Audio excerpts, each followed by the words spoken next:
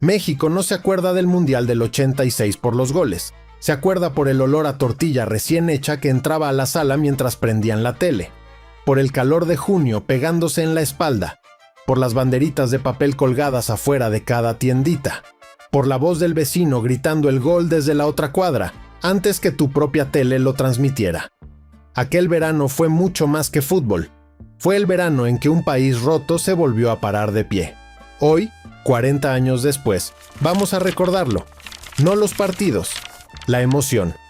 Hoy, a pocos días de que comience un nuevo mundial en México, en Añorando México queremos recordar cómo se vivió en el año 1986. Disfruten. Para entender lo que significó aquel mundial, hay que regresar 9 meses atrás. La mañana del 19 de septiembre de 1985, a las 7:19, la tierra se rompió debajo de los pies de la Ciudad de México. Más de 10,000 muertos, edificios partidos a la mitad, familias enteras buscando entre los escombros con las uñas. El país quedó, literalmente, sobre las rodillas. Y en medio de aquel duelo nacional, pocos se acordaban de que en 8 meses, México sería la sede de la Copa del Mundo. Hubo voces que dijeron que había que cancelarlo, que un país de luto no podía celebrar nada. Pero pasó algo extraño, casi mágico. La gente, esa misma gente que estaba enterrando a los suyos, decidió que el mundial iba, que se hacía, que México le iba a demostrar al planeta entero que aunque nos hubiéramos caído, sabíamos volver a levantarnos. Y así, contra todas las predicciones, contra el dolor, contra la lógica, llegó el verano del 86. El verano que no debía haber pasado, pero pasó. El verano en que México se decidió a renacer. La ciudad amaneció pintada de 3 colores. No exagero. De la noche a la mañana, todas las calles se llenaron de banderitas de papel verdes, blancas y rojas, colgadas con hilo cáñamo de poste a poste. Las tienditas las regalaban con la compra. Los puestos de tacos las ataban a sus lonas. Los coches iban con una banderita en la antena, peleando con el viento. Los niños las llevaban pegadas en las mochilas, arrugadas, manchadas, pero ahí seguían. Había un olor particular en esas banderitas. Olor a papel barato, a engrudo, a sol de mediodía. Si cierras los ojos, todavía lo puedes recordar. Las casas de las colonias populares amanecían con guirnaldas de papel picado, hechas en casa con tijeras chuecas pegadas con cinta canela en las ventanas. Las abuelas decían, que vea el mundo que aquí somos mexicanos hasta los huesos. Y el mundo, en efecto, lo vio. En aquella época todavía no había televisión en cada cuarto. La mayoría de las casas tenía una sola tele, grande, de mueble, con bocinas a los lados, pesadísima, en la sala, y un radio chiquito en la cocina. Cuando había partido, la dinámica era casi religiosa. El papá ocupaba el sillón principal, el abuelo el segundo, los niños tirados en el piso con un cojín, las mujeres entrando y saliendo con vasos de agua de Jamaica y tortas de jamón. Y la mamá, que decía no entender de fútbol, terminaba siempre gritando los goles más fuerte que nadie.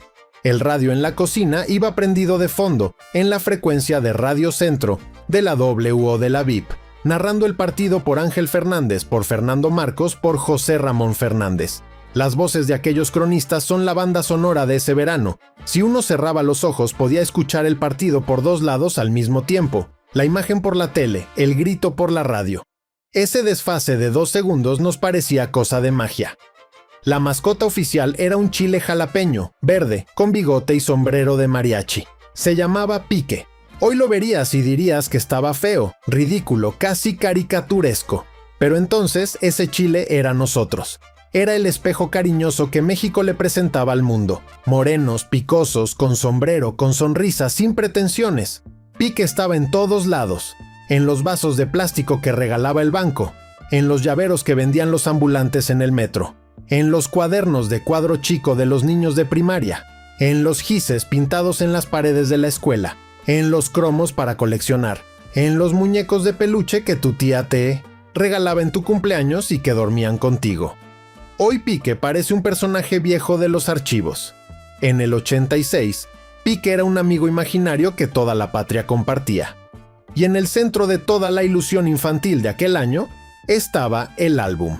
El santo álbum Panini del Mundial México 86. Tenerlo era una obsesión.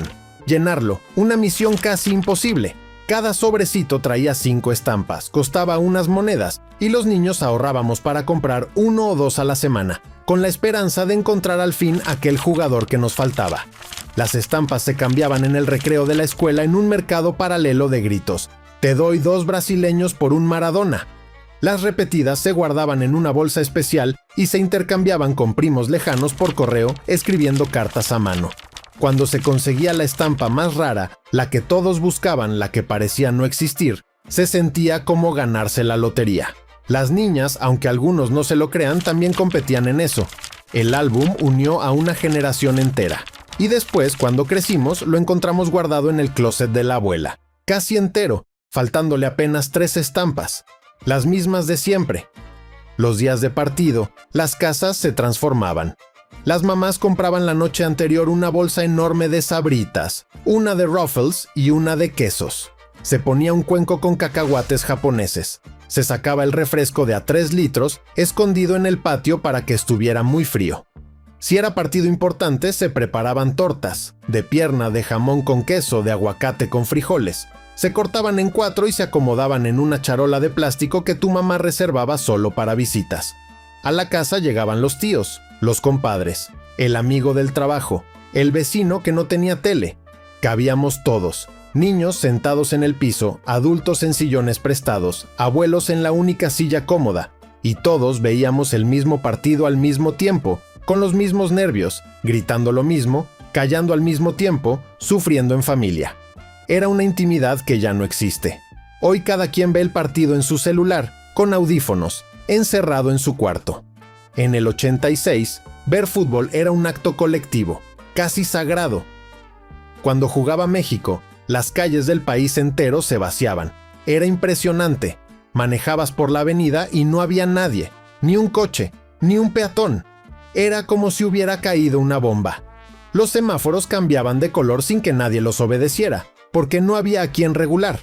Las tiendas cerraban temprano, los puestos se replegaban. El único ruido del mundo eran los gritos de los goles que salían por las ventanas, todos al mismo tiempo, sincronizados, formando un coro nacional.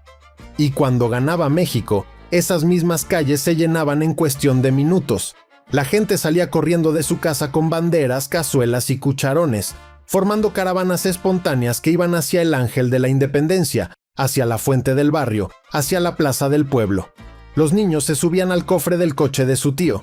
Las muchachas de 15 años se ponían pintura tricolor en la cara. Los abuelos, que normalmente no salían después de las 8, esa noche bailaban en la banqueta. Se gritaba «México, México, México», hasta que la garganta dolía, y dolía rico.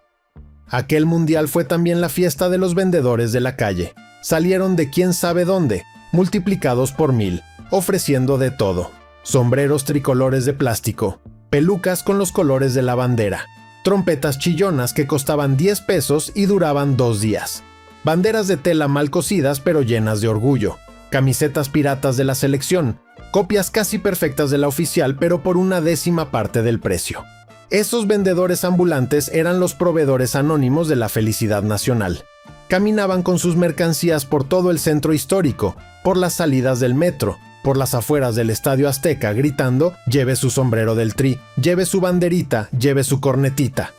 Y la gente compraba todo, aunque al día siguiente la trompeta ya no sirviera, aunque la peluca durara 1 hora antes de deshacerse. No importaba, en esos días se compraba con el corazón, no con la cabeza. Otra parte del verano del 86 fueron las voces, las benditas voces de la radio. Cuando ganó México el primer partido contra Bélgica, el grito de Ángel Fernández recorrió la ciudad como un trueno. ¡Gol de México! ¡Gol de la patria! Y todo el mundo, hasta el que no estaba viendo, supo que algo grande había pasado. La radio era todavía más poderosa que la tele en muchas casas. Era portátil. Iba en el camión, en el taller, en la fonda, en el taxi. Los taxistas escuchaban los partidos con la radio a todo volumen, y si alguien se subía a media cancha, daba igual el destino. Lo importante era no perderse el siguiente disparo. En las verdulerías, en las tortillerías, en las peluquerías, todo el mundo estaba pegado al radio chiquito. Aquellas voces se volvieron parte del mobiliario emocional del país. Hoy ya casi nadie las escucha en vivo. Hoy todo se ve en pantalla. Pero en el 86, la voz era la dueña de la fiesta. Toda nostalgia tiene un soundtrack, y la del Mundial del 86 es muy claro. Sonaba El Equipo Tricolor, aquella canción que cantaba la propia selección con Hugo Sánchez, Manuel Negrete y Pablo Larios, todos desafinando juntos en el videoclip. Sonaban las baladas de Lupita D'Alessio en la radio. Sonaba Emanuel.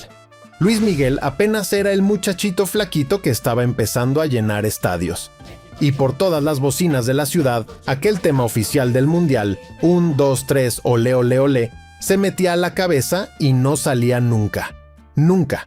Las niñas saltaban la cuerda al ritmo de esa canción. Los niños pateaban la pelota del recreo cantándola. Las señoras la tarareaban mientras lavaban en el lavadero. Era el pegamento sonoro de un país que necesitaba algo, lo que fuera, para seguir sonriendo después del temblor. 40 años después, podemos jurar una cosa: aquel sentimiento ya no se va a repetir. Hoy México vuelve a ser sede del Mundial, en este 2026, y será maravilloso. Habrá fiestas, banderas, goles, alegría. Pero ya no será lo mismo, porque aquel verano del 86 fue irrepetible. Tenía algo que ya no tenemos: la inocencia. En aquel entonces no había celulares, no había redes sociales, no había streams. Si te perdías el gol en vivo, te lo perdías para siempre, porque no había forma de repetirlo, salvo el resumen del noticiero. Eso volvía cada minuto un tesoro, cada partido, una fiesta única, cada gol, un momento que jamás regresaría. Tampoco volverá la familia entera apretada en una sala, ni el vecino que llegaba sin avisar, ni la abuela rezando un Padre Nuestro mientras tirabas el penalti, ni los gritos coordinados saliendo por todas las ventanas de la cuadra al mismo tiempo, ni el orgullo silencioso, profundo, de un país que apenas 3 años antes lloraba a sus muertos del temblor y de pronto se descubría capaz de festejar otra vez. Por eso México jamás olvidará aquel verano. No por los goles, no por los resultados, por el alma. Porque en 1986, sin saberlo, vivimos juntos algo que 40 años después seguimos extrañando. Y que, aunque venga otro mundial, otra fiesta, otra copa, no volverá a sentirse igual. Ahora dime, ¿crees que el mundial de 2026 superará al de 1986? Queremos saber tu opinión.